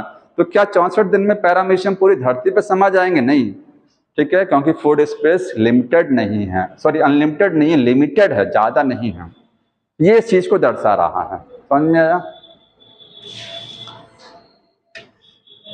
तो देखिए यहां तक आपका हो गया। अब मैं बुक ओपन कर लीजिए, थोड़ा सा स्टोरी मॉडल अब लिखाना नहीं है, मैं हेडिंग डाल दूंगा वहां पर। ठीक, आपको जो टॉपिक समझना है, एक टॉपिक दिया है उसको थोड़ा समझेंगे। लिखा है लाइफ हिस्ट्री वेरिएशन। किसी को ये टॉपिक समझ में आता है? ये थोड़ा सा टॉपिक लिखा, लेकिन इसमें ये नहीं समझ में आता होगा वो कहना क्या चाह रहा है। Life history variation. अच्छा, बायोलॉजी में जब मैथमेटिक्स लग जाती है तो बच्चों को तो आनंद आता ही है, क्यों, है ना? थोड़ा सा अच्छा लगता है ना, ऐसी लगनी चाहिए मैथमेटिक्स, लेकिन है नहीं, है ना, समस्या तो ये है। देखिए, इसीलिए फिजिक्स इंटरेस्टिंग है। लाइफ हिस्ट्री वेरिएशन, वेरिएशंस, इस नाम में बहुत कुछ छिपा हुआ है। लाइफ हिस्ट्री जानते हैं, इवोल्यूशन जब हुआ था, विकास, तो शुरुआत में सबसे पहले आर्की बैक्टीरिया आए ना, उसके बाद जनरल बैक्टीरिया डेवलप हुए, फिर आगे धीरे धीरे। तो इवोल्यूशन के दौरान में जीवों में, उनके शरीर में या उनकी आदतों में बहुत सारे बदलाव होते चले गए। इसी को तो विकास बोलते हैं ना। विकास में हुआ क्या है, धीरे धीरे चेंज होता चला गया है। जैसे जैसे अर्थ की हिस्ट्री बदल रही है, अर्थ में टाइम जैसे जैसे बढ़ रहा है, ठीक है, वैसे वैसे बदलाव होता जा रहा था। जीवों की लाइफ स्टाइल में वेरिएशन होता चला गया। कब? जब इवोल्यूशन हो रहा था, ठीक है, उनकी लाइफ की जो हिस्ट्री है उसमें बदलाव हुआ। इसी को आप पूरे को आप समझ सकते हैं। ये पूरा क्या बताना चाह रहा है? ये पूरा इवोल्यूशन बताना चाह रहा है। एवोल्यूशन ऑफ ऑर्गेनिज्म, जीवों का विकास कैसे हुआ है। विकास में लेमार्क भी थे और डार्विन भी थे। डार्विन जो थे, शुरुआत में पढ़ी लिखा है, डार्विन ने एक टर्म दिया था reproductive fitness. Reproductive fitness, theory of natural selection किसने दिया था? डार्विन ने, ठीक है। उन्होंने कहा था कि जो ऑर्गेनिज्म इस धरती पर फिट है, मतलब जो अपने आप को जितना फिट बना ले जाएगा वही आगे सरवाइव करेगा। जो फिट नहीं रख पाएगा, जो एनवायरनमेंट के हिसाब से अपने आप को बदल नहीं पाएगा, वो इस धरती से डिस्कार्ड हो जाएगा, ठीक है। तो डार्विन ने बोला था, एक टर्म दिया था रिप्रोडक्टिव फिटनेस। ये क्या बताती है? अभी बताया मैंने, ये क्या बताता है? Biotic potential. ये किस चीज को दर्शाती है? ये बताती है बायोटिक पोटेंशियल। इसका मतलब जिस जीव के अंदर में, अगर कोई ऑर्गेनिज्म है उसके अंदर क्या है? हाई बायोटिक पोटेंशियल है। उसका बायोटिक पोटेंशियल क्या है?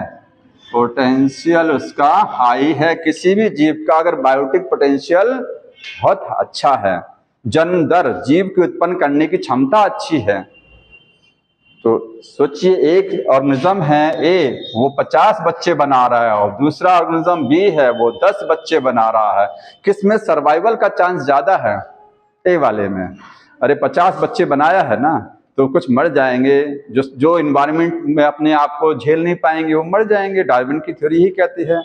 और जो बच जाएंगे वही आगे नई जनरेशन को रिप्रोडक्शन करेंगे, जीव की संख्या बढ़ाएंगे, पॉपुलेशन बढ़ाएंगे अपनी। यहाँ कम है, यहाँ चांस सर्वाइवल के कम बचते हैं, ठीक है। तो जो जितना ज्यादा रिप्रोडक्टिव फिट होगा, इसका मतलब उसका बायोटिक पोटेंशियल उतना ही अच्छा है, और जिसका बायोटिक पोटेंशियल जितना बढ़िया होता है उसका इवोल्यूशन भी फास्ट होता है, वो अपने आप को इन्वायरमेंट में सर्वाइव करा ले जाएगा, ठीक है। तो हाई बायोटिक पोटेंशियल अगर है तो सर्वाइवल के चांस ज्यादा हैं। सर्वाइवल के चांस क्या होते हैं? मोर हो जाएंगे, ठीक है, जिंदा रहने के और चांस ज्यादा है, तो इवोल्यूशन बढ़िया होगा उसमें, वो इवॉल्व बेटर, बहुत अच्छे से उनके अंदर इवोल्यूशन होगा, ठीक है। और पॉपुलेशन डेंसिटी भी क्या होगी उनकी? हाई रहेगी। अरे भाई, जब जिंदा रहेंगे तभी तो पॉपुलेशन डेंसिटी को बढ़ाएंगे, ठीक है। अब इतना तो शुरुआत में समझा दिया है, अब आगे उन्होंने ये समझाया है, 3-4 पॉइंट लिखे गए हैं, ठीक है।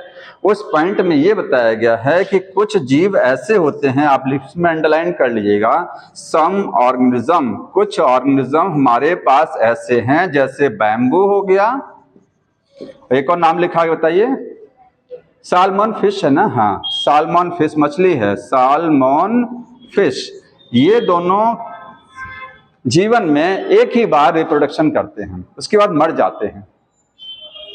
बांस जो होता है एक बार फ्लावर बनाने के बाद में वो खत्म, कहानी उसकी हो जाती है, उसके बाद वो फ्लावरिंग नहीं करता है। ठीक है, एक बार ही फ्लावर बनाएगा, उसके बाद वैसे मैंगो है बार बार फ्लावर करता है, और जितने प्लांट आपको दिख रहे हैं कई बार फ्लावरिंग होती है, लेकिन इनमें लाइफ में एक ही बार फ्लावरिंग होती है। इस मछली में ये लाइफ में एक बार बच्चे बनेंगे, इसके बाद इसके पेरेंट मर जाएंगे। ठीक है, तो ये दोनों क्या हैं, ये लाइफ में एक ही बार रिप्रोड्यूस करते हैं, रिप्रोड्यूस वंस, एक बार रिप्रोड्यूस करेंगे केवल वंस, एक बार अपनी लाइफ में, इन लाइफ। दो एग्जाम्पल ध्यान रखिएगा। एक और सेंचुरी प्लांट आपको याद होगा, 100 साल तक जीता है सेंचुरी प्लांट, अगेव अमेरिकाना। और एक नीला कुंज चैप्टर नंबर 1 में दिया है, नीला कुंज 12 साल बाद उसमें फ्लावरिंग होती है, 12 साल बाद। ठीक है, तो दो नाम और हैं। इसके बाद ज्यादातर ऑर्गेनिज्म हमारे पास ऐसे हैं जो क्या करते हैं, बार बार रिप्रोड्यूस करते हैं। ठीक है, तो कुछ ऑर्गेनिज्म एक बार अपनी लाइफ में बच्चे बनाएंगे, और अदर क्या करते हैं, अदर रिप्रोड्यूस सेवरल टाइम, बहुत बार रिप्रोड्यूस करेंगे, बहुत बार रिप्रोड्यूस करेंगे।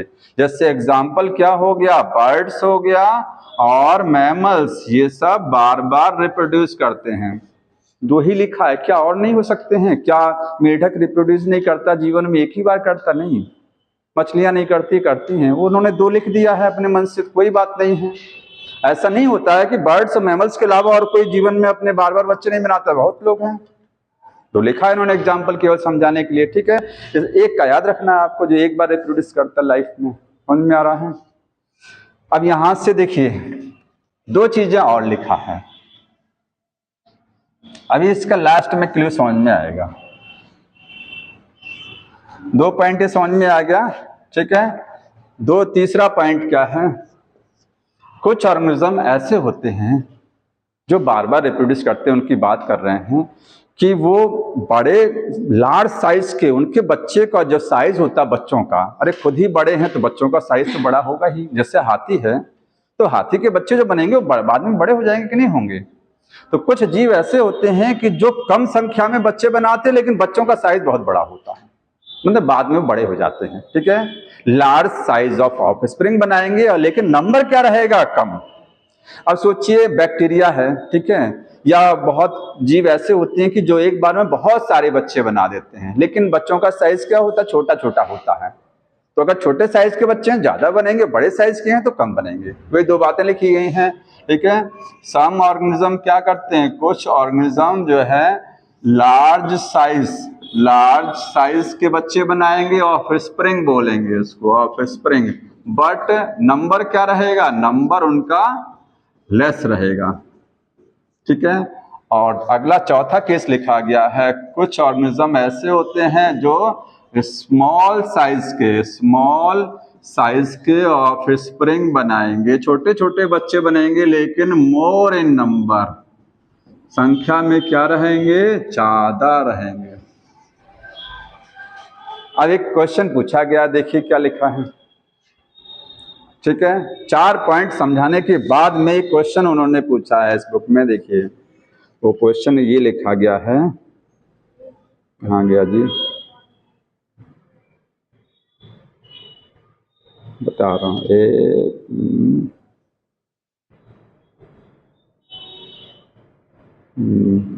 हाँ लिखा, which is desirable for maximum fitness. चारों में से कौन ज्यादा धरती पर फिट है? वो फिट है जो एक बार रिप्रोड्यूस करता है, या वो फिट है जो बार बार बच्चे बनाता है, या वो फिट है जो बड़े साइज के बच्चे और कम संख्या में, या वो फिट है जो छोटे साइज के बच्चे बना रहा है ज्यादा संख्या? कौन ज्यादा फिट है इस लाइफ धरती पर? सब फिट है अपनी जगह पर, ध्यान रखिएगा, अपनी जगह पर सब फिट हैं। ठीक है, यहाँ ऐसा कोई नहीं है। अगर वो फिट नहीं होता ना तो आज धरती से खत्म हो गया होता, वो एक्सटिंक्ट कर गया होता बैम्बू। सब अपनी जगह पर फिट हैं। क्यों फिट हैं? क्योंकि हर ऑर्गेनिज्म ये चाहता है कि हर ऑर्गेनिज्म अपना बायोटिक पोटेंशियल मैक्सिमम करना चाहता है। ठीक है, इस पूरे का मतलब ये कि every organism wants to maximise इस बायोटिक पोटेंशियल। कौन ऑर्गेनिज्म नहीं चाहता कि हमारे बच्चे ज्यादा ना बने, ठीक है, लेकिन कुछ समस्याओं की वजह से इसमें क्या है, हो सकता है कम ऑफस्प्रिंग बन रहे हैं किसी के ज्यादा बने, चाहते तो सब हैं। तो यहाँ पर इसका आंसर ऑल होगा और एक लाइन लिखिएगा, एवरी ऑर्गेनिज्म रिप्रोड्यूस, हर ऑर्गेनिज्म क्या करता है, रिप्रोड्यूस करता है विथ, ऐसे लिखें, reproduce to maximise its highest biotic potential. हर ऑर्गेनिज्म अपना बायोटिक पोटेंशियल हाई करना चाहता है, ठीक है। ये यहां तक फिनिश हो गया इतना। अब आगे देखिए, इसके बाद में 3-4 लाइनें कोई मतलब नहीं है, आगे लिखा होगा जो 2-3 लाइनें उसको छोड़ दीजिएगा। अब कारण समझ में आ रहा है क्यों मैक्सिमम करना चाहते हैं, इसलिए क्योंकि मैक्सिमम नहीं करेंगे तो जो डार्विन की थ्योरी है कि एनवायरनमेंट जैसे बदलेगा तो जो कुछ तो खत्म हो जाएंगे, तो ज्यादा रहेंगे अगर संख्या में, तो क्या है, सर्वाइवल का चांस बढ़ेगा। अगला जो टॉपिक दिया गया है वो पॉपुलेशन इंटरेक्शन, उसको समझिए। यहां से क्वेश्चन बहुत ज्यादा आता है, ठीक है। जो आगे वाला टॉपिक है उससे क्वेश्चन क्या है, बहुत ज्यादा आएगा।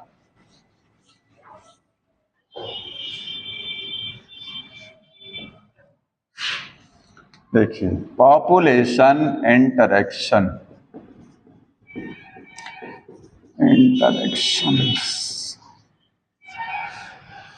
पॉपुलेशन का मीनिंग सबको समझ में आया था ना। एक ही स्पीशीज के जीवों के समूह को क्या बोलते हैं, पॉपुलेशन। यहाँ इतने लोग बैठे हैं, सबकी स्पीशीज सेम है, सब एक पॉपुलेशन के हैं। कहीं पर बहुत सारे रैबिट हैं, सारे रैबिट ही है ना, तो एक रैबिट की पॉपुलेशन, कहीं पर बहुत सारे आम के पेड़ हैं, वो आम के पेड़ की पॉपुलेशन, क्योंकि स्पीशीज सेम होनी चाहिए। समझ में आया। एक जैसे जीवों के समूह को पॉपुलेशन बोलते हैं। क्या इस अभी शुरुआत में पढ़ेंगे, लिखा है, क्या इस धरती पर ऐसा हो सकता है कि कोई किसी से मतलब ना रखे और जिंदा रह जाए? नहीं भाई, किसी ना किसी, हम पौधे से मतलब रखते हैं, पौधे हमसे मतलब रखते हैं। हम खाने के लिए प्लांट पर डिपेंड हैं, ठीक है, और प्लांट भी कहीं ना कहीं डिपेंड है किस पर, एनिमल्स पर डिपेंड है, माइक्रोब्स पर, अभी समझा रहा हूँ।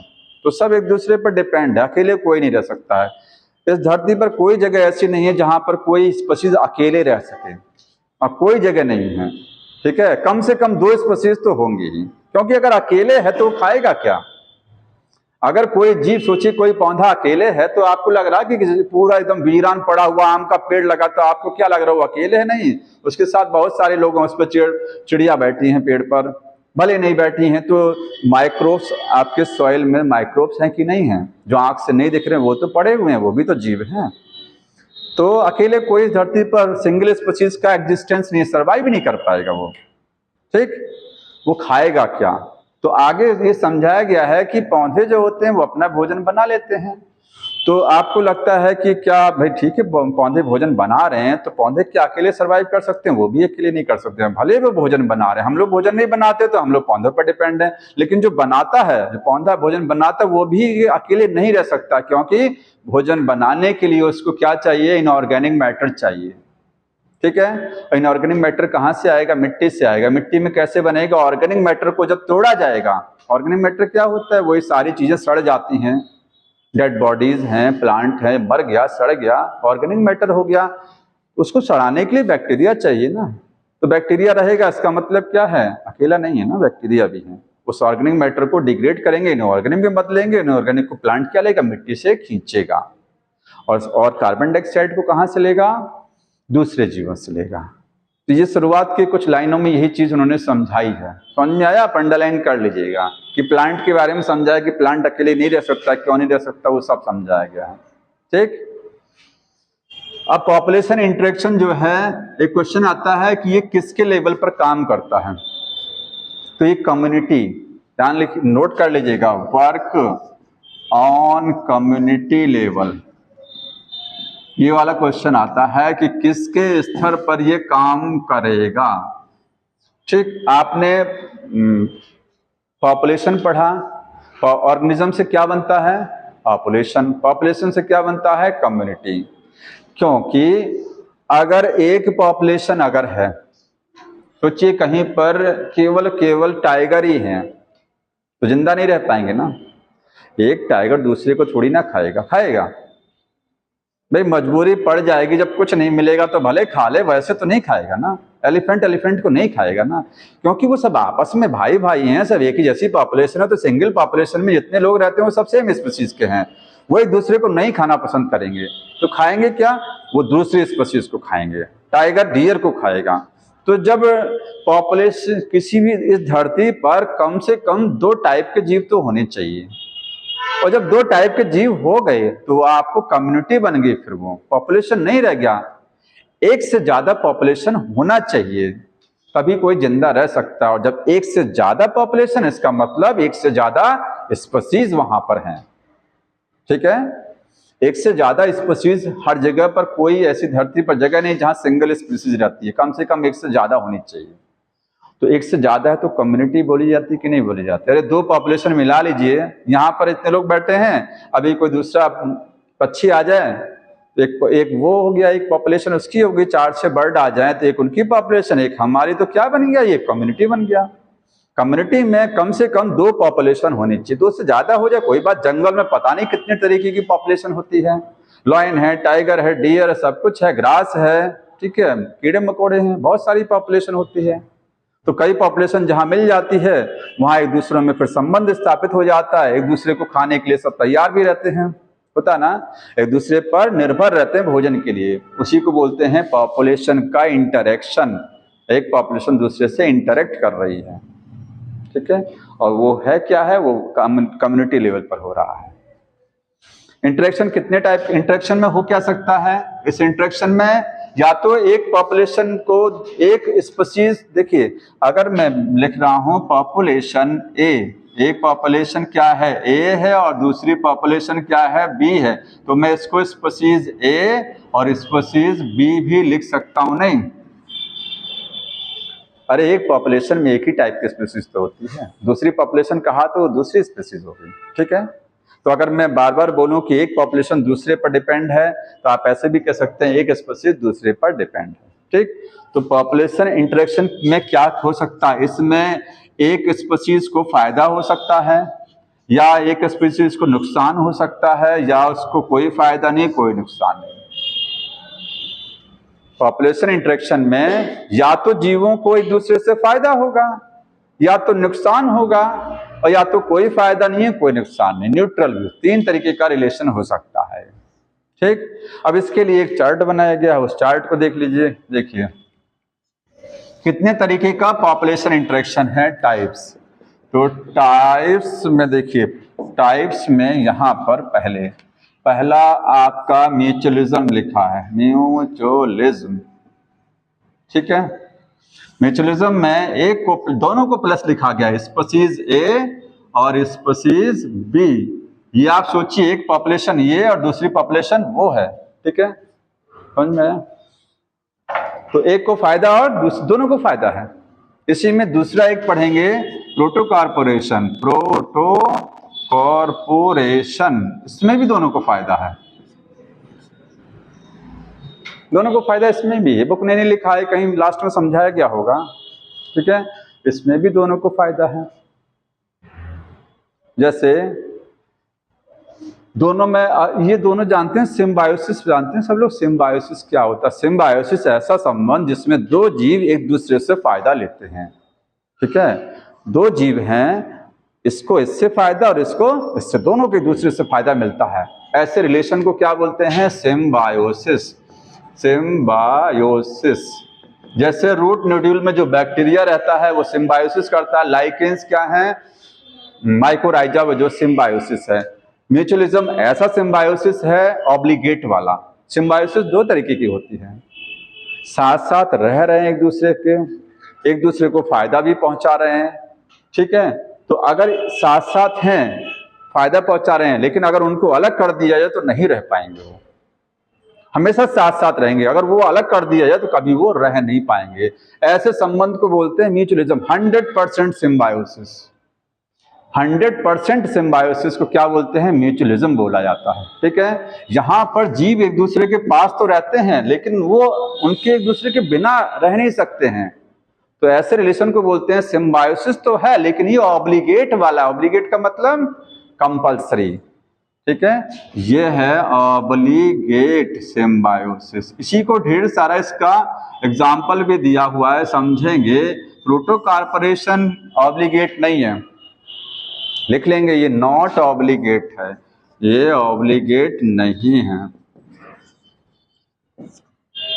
इसका जानते हैं, इसमें एक स्पीशीज दूसरे, दो स्पीशीज एक दूसरे को फायदा पहुंचा रही हैं और दो एक दूसरे के बिना भी वो रह सकती हैं। तीसरा जो एग्जाम्पल है थर्ड वाला, कौन सा दिया है? कंपटीशन। कंपटीशन, कंपटीशन में दोनों को नुकसान होता है। जानते हैं कैसे दोनों को नुकसान है? दो लोग हैं, दो स्पीशीज हैं, एक दूसरे से कंपटीशन कर रही हैं। कंपटीशन होता है रहने के लिए और खाने के लिए। पढ़ाई के लिए कंपटीशन हम लोगों में होता है, केवल जानवरों में नहीं होता है, वो नहीं पढ़ते हैं। ठीक है, तो रहने और खाने के लिए, रिसोर्सेज के लिए कंपटीशन होता है। तो कंपटीशन में एक दूसरे को नुकसान पहुंचाने की कोशिश की जाती है। दौड़ हो रही है, कंपटीशन ही तो है। ठीक है, तो उसमें एक दूसरे को नुकसान पहुंचाने की कोशिश, नुकसान का मतलब वो पीछे हो जाए, हम आगे निकल जाए। ठीक है, चौथा कौन सा है? प्रीडेशन। प्रीडेशन। और पांचवा है पैरासिटिज्म। पैरासिटिज्म, दोनों में अंतर समझेंगे आगे। प्रीडेशन में एक को फायदा दूसरे को नुकसान, इसमें भी क्या, एक को फायदा दूसरे को नुकसान। दोनों में सेम है लेकिन यहाँ डिफरेंस है। ठीक है, इसको डिफरेंस पढ़ते समय। और 6 नंबर क्या है?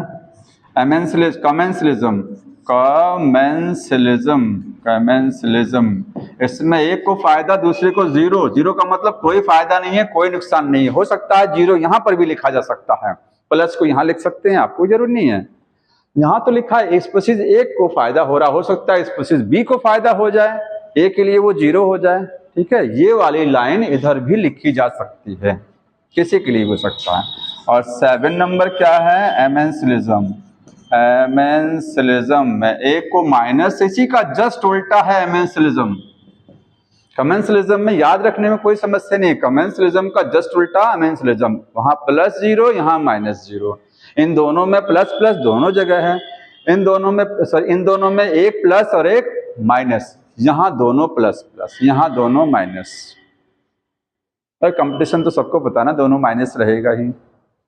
प्रीडेशन भी सब माइंड में होना चाहिए। एक जीव दूसरे को खा रहा है तो जो खाया जा रहा है वो मर जाएगा, उसके लिए माइनस, जो खा रहा है उसको फायदा हुआ उसके लिए प्लस। पैरासिटिज्म में जुएं हमारे सिर पर हैं। ठीक है, हमसे क्या है? न्यूट्रिशन हमारे सिर से ले रहे हैं, हमारे पेट में एस्कैरिस है, टीनिया सोलियम है, तो हमारे हाथों से न्यूट्रिशन खींच रहा है, उसको फायदा हो रहा है, हमको तो नुकसान हो रहा है ना। हमारे बॉडी से न्यूट्रिशन खींचा जा रहा है, उसके लिए प्लस, हमारे लिए माइनस। इन दोनों में अंतर यह है कि यहाँ प्रीडेशन में जो प्रीडेटर होता है और एक होता है प्रे। प्रीडेटर हमेशा बड़ा होता है, प्रे हमेशा छोटा होता है, और दोनों मूव करते हैं। प्रीडेटर और प्रे दोनों मतलब हमेशा मूव नहीं करते हैं लेकिन ज्यादातर केसेस में मूव करते हैं। ठीक है, और यहाँ पर क्या है? पैरासाइट और होस्ट। समझ रहे हैं ना? अरे पैरासिटिज्म को हिंदी में बोलते हैं परजीवता। ठीक है, पैरासाइट, अगर रिंगवर्म हमारे शरीर पर है तो रिंगवर्म हमारी बॉडी से न्यूट्रिशन ले रहा है। रिंगवर्म का साइज छोटा है, हमारी बॉडी का साइज बड़ा है। ठीक है, हमारी आंत में कोई पैरासाइट है तो हम उसका साइज छोटा, हमारी बॉडी का साइज बड़ा, जिससे न्यूट्रिशन लिया जाएगा उसका साइज बड़ा। बाकी ये सब है, इसको पढ़ना है तो इसको समझ लीजिए, थोड़ा सा भी टाइम है। कल ये चैप्टर फिनिश हो जाएगा, पढ़ के आइएगा सब लोग। ठीक है, देखिए प्रीडेशन। प्रीडेशन का मतलब जानते हैं? एक जीव जब दूसरे जीव को खाता है, एक जीव दूसरे जीव को जब खाएगा, इसको क्या बोलेंगे? प्रीडेशन। हिंदी में क्या बोलते हैं? भक्षण, यहाँ भक्षण बोलते हैं कुछ।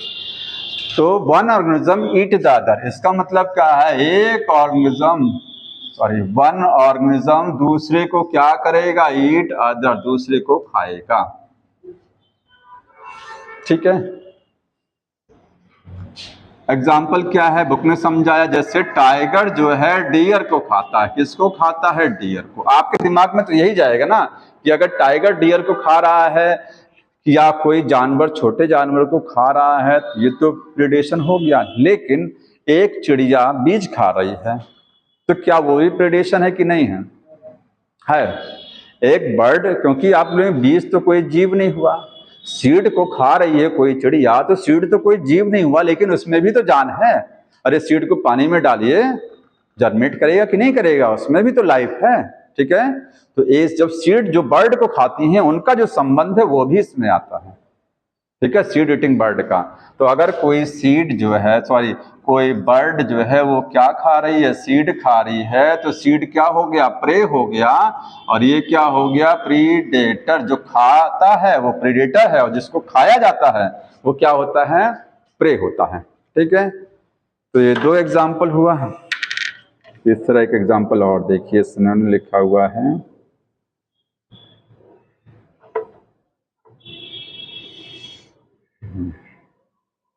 एनिमल्स और प्लांट्स। ठीक है, बर्ड में आप स्पैरो लिख सकते हैं, अगर बुक में साथ स्पैरो, गौरैया जो होती है बीज खा रही है सीड। ठीक है, प्लांट जो होते हैं हार्बीवोर, हार्बीवोर शाकाहारी जीव, वो क्या खाते हैं? प्लांट खाते हैं। तो प्लांट, इनका जो संबंध है वो भी प्रेडेशन में आता है। प्लांट में भी जान है, इसमें भी। ठीक है, तो ये हो गया प्रेडेशन। अब थोड़ा सा थ्योरेटिकल में देखिए, आगे जो प्रेडेशन का रोल पढ़ना है। ठीक है, अब क्या है, हाँ, इस धरती पर प्रेडेशन का रोल क्या है, क्या काम करते हैं प्रेडेटर्स?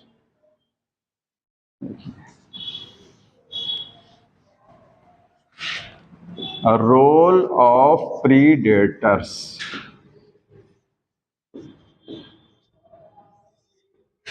शेर का रोल क्या है धरती पर? टाइगर का क्या रोल है? एक जीव दूसरे को खाता है, तो जो खाता है क्या काम है उसका? पहला काम है कि transfer energy to next trophic level, अगले trophic level in food chain. Food chain सबने पढ़ा ना, खास श्रृंखला हिंदी में बोलते हैं। ग्रास को ग्रासोपर खाएगा, ग्रासोपर को रैबिट खाएगा, रैबिट को स्नेक, स्नेक को हॉक खाएगा। ठीक है, गिद्ध खाएगा। और गिद्ध को कौन खाएगा? कौन खाएगा? हाँ, उसको कौन खाएगा? उसको जो है, जिसको सब खाता, मतलब जो सबको खाता है, माइक्रोब्स। और जो मर जाएगा ना तो उसको मिट्टी में चला जाएगा, मिट्टी में माइक्रोब्स उसको खत्म कर देंगे सड़ा करके। ठीक है, तो फूड चेन वही होती है ना। ए से एनर्जी कहाँ गया? बी पर गया, बी से कहाँ गया? सी पर, सी से डी पर। यहां से एनर्जी, प्लांट है, प्लांट में एनर्जी होती है, प्लांट को हर्बीवोर खाएंगे, हर्बीवोर को प्राइमरी कंज्यूमर खाएंगे। ठीक है, और इसको आगे खाएंगे, तो एनर्जी यहां से आगे ट्रांसफर हो रही। जानते हैं एनर्जी को ना तो क्रिएट कर सकते हैं ना ही डिस्ट्रॉय कर सकते हैं, उसको केवल ट्रांसफर किया जा सकता है। तो एनर्जी ट्रांसफर में किसका रोल है? प्रेडेटर। अगर ये धरती पर ना हो तो एनर्जी ट्रांसफर नहीं होगी, एक जगह टिकी रहेगी एनर्जी। समझ में आया? दूसरा है control population of prey. Prey जानते हैं, जिसको खाया जाता है। जैसे लॉयन अगर डियर को खा रहा तो डियर प्रे हो गया, और लॉयन क्या हो गया? प्रेडेटर। तो प्रे की पॉपुलेशन को कंट्रोल में रखते हैं। समझ में आया? जैसे अगर लॉयन बहुत ज्यादा हो जाए तो समस्या क्या आएगी? डियर सब खत्म हो जाएंगे, धरती से नहीं हो जाएंगे, सब खा खा कर खत्म कर देंगे।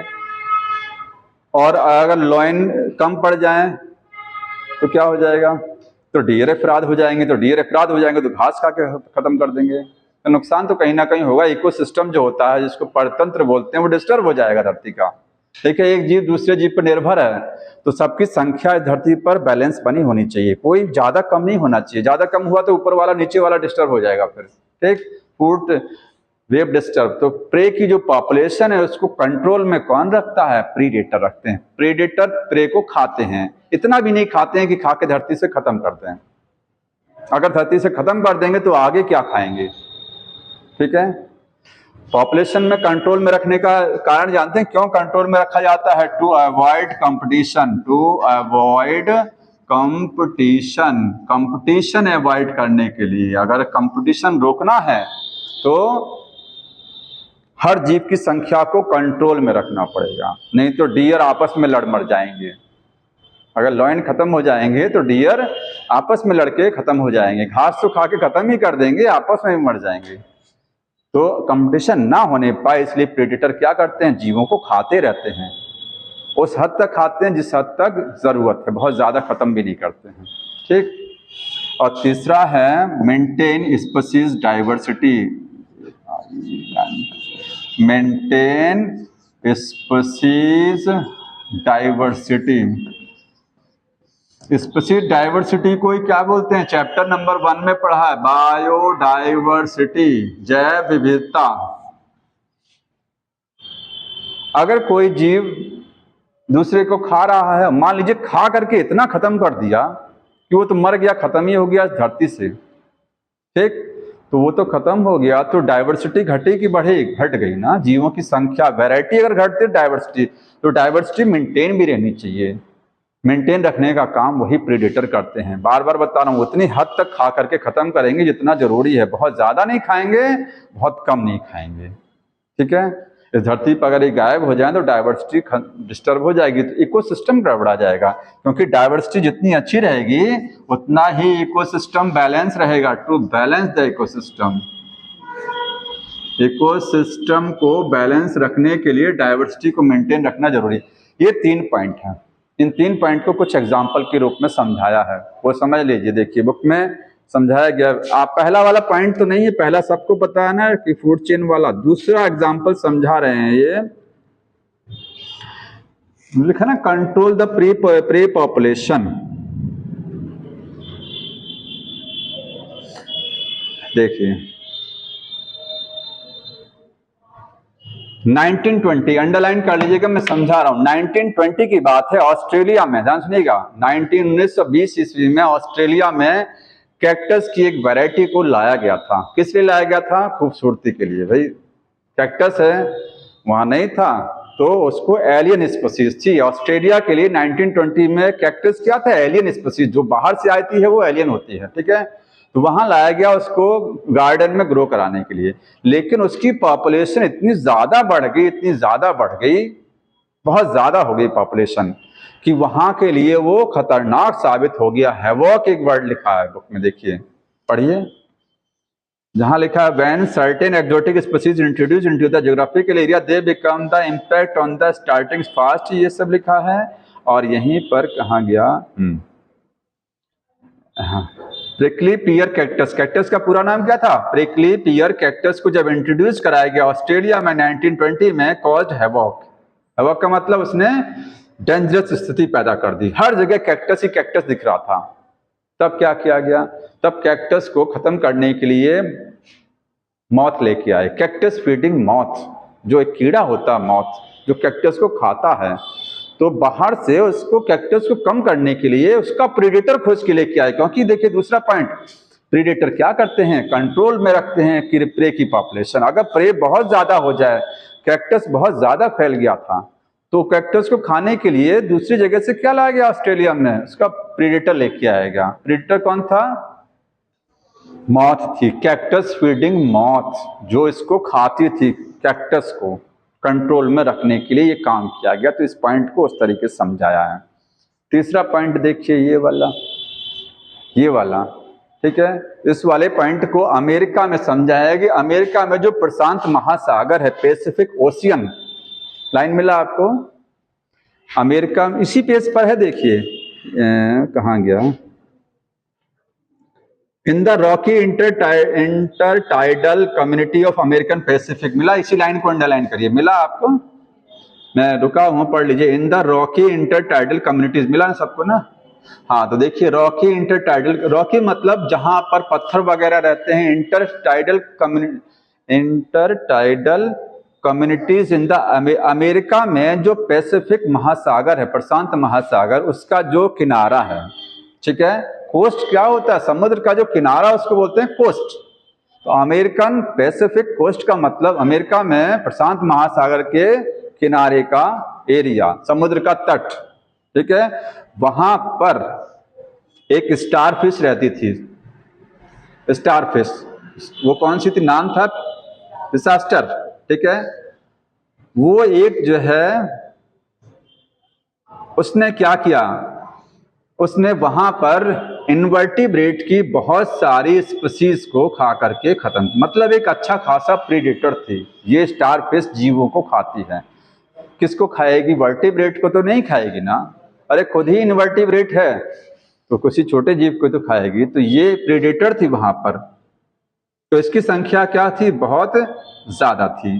अब क्या किया गया, जब इस प्रीडेटर को वहां से हटा लिया गया, एक एक्सपेरिमेंट किया गया कि सोच क्या ऐसा करके देख लें कि जो प्रीडेटर है अगर उसको हम धरती से हटा दें तो उस महासागर में थोड़े से एरिया में से क्या किया गया, स्टारफिश को निकाल दिया गया एक्सपेरिमेंट से। तो जब निकाल दिया गया तो देखा 10 इनवर्टिब्रेट की स्पीशीज ही खत्म हो गई। तो ये कैसे संभव हो गया, जो खाता है, जो प्रीडेटर, अगर प्रीडेटर को आप हटा देंगे तो जो बचे जिसको वो खाता था उनकी संख्या इतनी ज्यादा हो जाएगी, कंपटीशन तगड़ा वाला हो जाएगा। अरे भाई संख्या बढ़ेगी कि नहीं बढ़ेगी, स्टारफिश जिस जीव को खाती है, जब स्टारफिश को वहां से निकाल दिया गया तो जिस जीव को खाती थी उनकी संख्या बहुत ज्यादा बढ़ गया, उनमें आपस में कंपटीशन होने लग गया और वो फिर मर गए। तो 10 लोग मर गए उसमें से, तो 10 स्पीशीज खत्म हो गई। 10 संख्या नहीं थी, वो काउंटिंग नहीं है, ये वैरायटी है। 10 स्पीशीज जीवों की लुप्त हो गई वहां से, जब इसको वहां से हटाया। तो ये क्या समझा रहा है, ये तीसरा पॉइंट समझा रहा है कि इस धरती से अगर कोई भी हटा तो स्पीशीज की संख्या घटेगी, और स्पीशीज की संख्या घटती है तो डाइवर्सिटी घट जाती है। तो बताइए 10 जीवों की 10 वैरायटी के जीव खत्म हो गए तो डाइवर्सिटी घटी कि नहीं घटी? अगर वो रही होती स्टारफिश तो मेंटेन रहती, तो उसको जब वहां से हटाया गया तो डाइवर्सिटी कम, इकोसिस्टम डिस्टर्ब। प्रेडेटर क्या करते हैं, प्रेडेटर स्पीशीज की डाइवर्सिटी को मेंटेन रखते हैं, उनको खत्म होने से बचाते हैं, विलुप्त होने से बचाते हैं, ठीक है। तो ये दोनों बोरिंग थोड़ा लिखा, लेकिन यही दो इसमें मेन चीज है। ये यहां तक हो गया।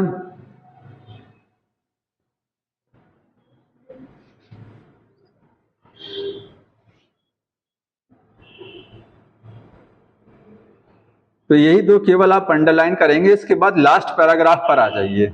लास्ट पैराग्राफ, उसमें यह समझाया गया लास्ट में, देखिए कि जो प्रेडेटर होते हैं बड़ा चालाक किस्म के होते हैं। प्रेडेटर का मतलब जैसे टाइगर, लॉयन, ठीक है। लॉयन डियर को खा रहा है तो लॉयन भी बड़ा चालाक है और डियर भी बहुत चालाक है। मतलब जो खाता है वो भी चालाक है और जिसको खाया जाता है, जो प्रे होता है, वो भी चालाक है, ठीक है। तो क्या चालाकी करते हैं प्रेडेटर जो होते हैं, वो कभी प्रे को पूरी तरीके से खत्म नहीं करते हैं। एक लाइन लिखा गया है, predator are very prudent in nature. Prudent का मतलब चालाक होता, लिख लीजिएगा उसको। तीसरी चौथी लाइन है, लास्ट पैराग्राफ में तीसरा चौथा लाइन लिखा गया है कि प्रेडेटर्स आर, जो प्रेडेटर्स नेचर में होते हैं, दे आर प्रूडेंट। प्रूडेंट का मतलब चालाक किस्म के होते हैं। अब क्या चालाकी करते हैं, they never eat the prey completely. ये अपने प्रे को पूरी तरीके से खा के नहीं खत्म करते हैं, क्योंकि अगर खा के खत्म कर दिए तो क्या खाएंगे भविष्य में, फिर सारा भोजन तो खत्म हो जाएगा। तो उस हद तक खाते हैं जिस हद तक उनका पेट भर जाए, काम भी चल जाए, पूरा नहीं खाते हैं। एक तो ये चीज हुआ, समझ में आया कि कैसे चालाक हैं प्रेडेटर, कैसे प्रूडेंट हैं, क्योंकि ये कभी भी किसी स्पीशीज को कंप्लीटली पूरी तरीके से क्या है, खत्म नहीं करते हैं, ठीक। दूसरी चीज है, प्रे भी बहुत चालाक हैं। जो प्रे होते हैं, अब एक हेडिंग उसमें लिखिएगा कि डिफेंस मैकेनिज्म, डिफेंस मैकेनिज्म, वहीं बुक में साइड में हेडिंग बढ़ा लीजिए बस, केवल उसमें 2-4 पॉइंट हैं, बाकी एक्सप्लेनेशन तो आपकी बुक में पूरा दिया है। Defence mechanism, mechanism in prey against predator. Predator से बचने के लिए, शिकारी से बचने के लिए, शिकारी से बचने के लिए जीवों के अंदर क्या बचाव होता है। अपने आप को बचाने की सब कोशिश करते हैं, तो वो कुछ जीव अपने आप को कैसे बचाते हैं? भाई वो तो खाएगा ही, लेकिन बचाव कैसे करेंगे? ठीक है, तो बचाव कई तरीके से होता है। इसमें मॉर्फोलॉजिकल डिफेंस है, हेडिंग बना लीजिएगा, मॉर्फोलॉजिकल डिफेंस है। दूसरा इसमें आप लिखेंगे कि केमिकल डिफेंस है, केमिकल डिफेंस काम करता है। ठीक, मॉर्फोलॉजिकल हो गया और केमिकल। अब थोड़ा सा टाइम ज़्यादा नहीं, समझा देता हूँ इसको, देखिए क्या है। एक तीसरा मिमिक्री भी लिख लीजिएगा। तीसरा जो डिफेंस है, हालांकि मॉर्फोलॉजिकल में ही आएगा, इसी में ही आएगा, लेकिन लिख सकते हैं मिमिक्री। मिमिक्री एक तरीके का, ये सब के सब एडेप्टेशन है। ये सब क्या है? अरे धरती पर अपने आप को बचाने के लिए अगर बॉडी में कोई परिवर्तन किया जा रहा है तो वो सब एडेप्टेशन। तो प्रे अपने आप को बचाने के लिए सब परिवर्तन करता है। मॉर्फोलॉजिकल में जो कैक्टस होता है, कैक्टस में कांटे होते हैं। कांटे किससे बनता है? लीफ से। बबूल में कांटे, अकेसिया लिखा गया बुक में, अकेसिया है। ठीक है, उन सब के अंदर जो पिकल्स होते हैं, कांटे क्यों बनाते हैं पौधे? ताकि ब्राउजिंग एनिमल्स उनको ना खा पाए, चढ़ने वाले जीव उनको ना खा पाए। एक यहाँ तक हो गया मॉर्फोलॉजिकल में। केमिकल में कुछ जीव अपने अंदर केमिकल उत्पन्न करते हैं, कुछ पौधे हैं अपने अंदर केमिकल। तो जीव का एग्जाम्पल लिखा है मोनार्क बटरफ्लाई। मोनार्क बटरफ्लाई जो होती है, ठीक है, वो अपने आप को कैसे बचाती है? तो मोनार्क बटरफ्लाई का जो लार्वा है, कैटरपिलर, वो क्या करता है? ऐसे पौधे पर निर्भर है जो जहरीला पौधा होता है। तो मोनार्क बटरफ्लाई का लार्वा जहरीले पौधे पर से भोजन लेता है। तो जब वो लार्वा एडल्ट में बदलता है तो उसके अंदर भी वो जहर पहुंच जाता है। मतलब मोनार्क बटरफ्लाई के अंदर पॉइजन रहता है। उसको कोई जीव खाना नहीं पसंद करता है, क्योंकि वो हाईली डिस्टेस्टफुल है, उसका कोई टेस्ट नहीं है, खराब टेस्ट है उसका, और उसके अंदर जहरीला पॉइजन है। अगर कोई खाएगा तो मर जाएगा।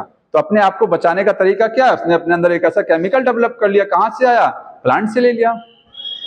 आगे लिखा गया मदार जो होता है कैलाट्रोपस, कैलाट्रोपस के अंदर एक ग्लाइकोसाइड होता है। ग्लाइकोसाइड का मतलब जो हार्ट में समस्या कर सकता है, केमिकल।